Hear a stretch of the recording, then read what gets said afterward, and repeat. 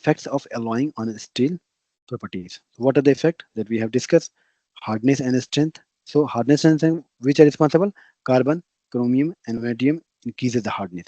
So what are the materials? What are the elements that is being responsible for making the hardness increase or strength? These are the materials. I mean, see, I have read how I have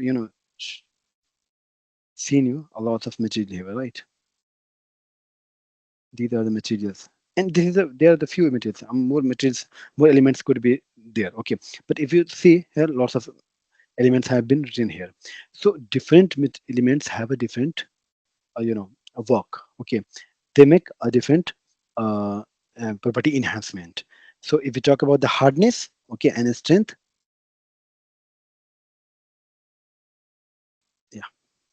If we talk about the hardness and strength, then it is a carbon, chromium, and vanadium. These are the basically responsible for increasing the hardness. If we talk about the toughness, the nickel and manganese enhances the impact resistance and toughness. If we talk about the corrosion resistance, then chromium, nickel, molybdenum improves the resistance to the rust and chemicals. Okay. If we talk about the wear resistance, then what are the wear resistance? Then the tungsten. As we know that tungsten are the highest material, and they are having the very high toughness, right?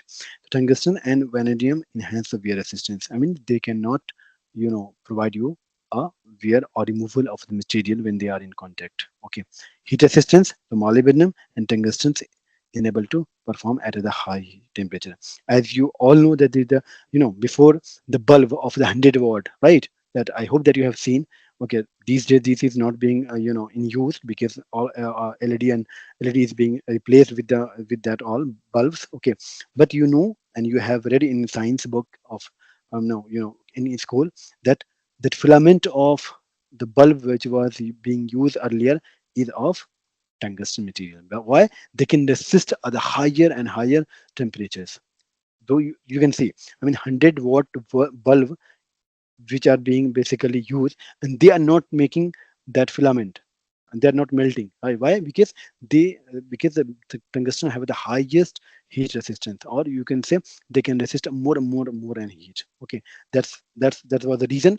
The tungsten filament was being used in that kind of the bulb in earlier days. These days we are having only LEDs.